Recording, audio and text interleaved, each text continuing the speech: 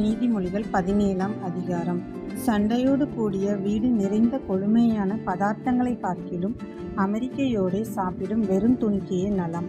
புத்தியுள்ள வேலைக்காரன் லட்சையுண்டாக்கிற புத்திரனை ஆண்டு சகோதரருக்குள்ள சுதந்திரத்தில் பங்கடைவான். வெள்ளியை குகையும் பொன்னை புடமும் சோதிக்கும், இருதயங்களை சோதிக்கிறவரோ கர்த்தர். துஷ்டன் அக்கிரம உதடுகள் சொல்வதை உற்று கேட்கிறான், பொய்யன் கேடுள்ள நாவுக்கு செவி கொடுக்கிறான். ஏழையை பரியாசம் பண்ணுகிறவன் அவனை உண்டாக்கினவரை நிந்திக்கிறான். ஆபத்தை குறித்து கழிக்கிறவன் தண்டனைக்கு தப்பான். பிள்ளைகளின் பிள்ளைகள் முதியோருக்கு கிரீடம், பிள்ளைகளின் மேன்மை அவர்கள் பிதாக்களே. மேன்மையானவைகளை பேசும் உதடு மூடனுக்கு தகாது, பொய் பேசும் உதடு பிரபுவுக்கு எவ்வளவேனும் தகாது. பரிதானம் வாங்குகிறவர்களின் பார்வைக்கு அது இரத்தினம் போல் இருக்கும், அது நோக்கும் திசையெல்லாம் காரியம் வாய்க்கும். குற்றத்தை மூடுகிறவன் சிநேகத்தை நாடுகிறான், கேட்டதை சொல்லுகிறவன் பிராண சிநேகிதரையும் பிரித்து விடுகிறான். மூடனை 100 அடி அடிப்பதை பார்க்கிலும் புத்திமானை வாயினால் தண்டிப்பதே அதிகமாய் உரைக்கும். துஷ்டன் கலகத்தையே தேடுகிறான், குரூர தூதன் அவனுக்கு விரோதமாக அனுப்பப்படுவான். தன் மதிகேட்டில் பிரியும் மதியினனுக்கு எதிர்ப்படுவதை பார்க்கிலும் குட்டிகளை பறிகொடுத்த கரடிக்கு எதிர்ப்படுவது வாசி.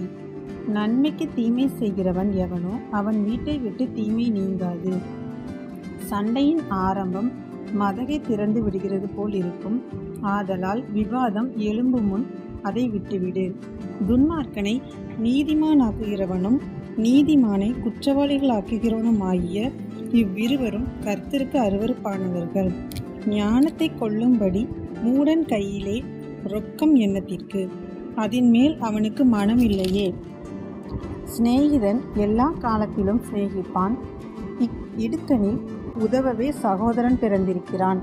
புத்தியீனன் தன் சிநேகிதனுக்கு முன்பாக கையெடுத்து கொடுத்து பிணைப்படுகிறான்.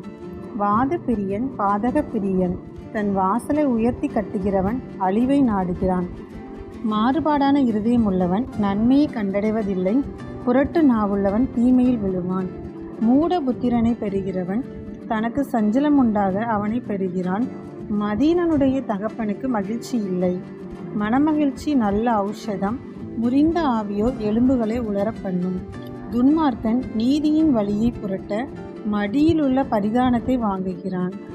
ஞானம் புத்திமானுக்கு முன்பாக இருக்கும், மூடனுடைய கண்களோ பூமியின் கடையாந்தரங்களில் செல்லும்.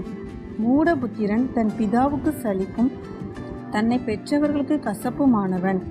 நீதிமானை தண்டம் பிடிக்கிறதும் நியாயம் செய்கிறவனை பிரபுக்கள் அடிக்கிறதும் தகுதியல்ல. அறிவாளி தன் வார்த்தைகளை அடக்குகிறான், விவேகி குளிர்ந்த மனமுள்ளவன். பேசாதிருந்தால் மூடனும் ஞானவான் என்று எண்ணப்படுவான், தன் உதடுகளை மூடுகிறவன் புத்திமான் என்று எண்ணப்படுவான். ஆமேன்.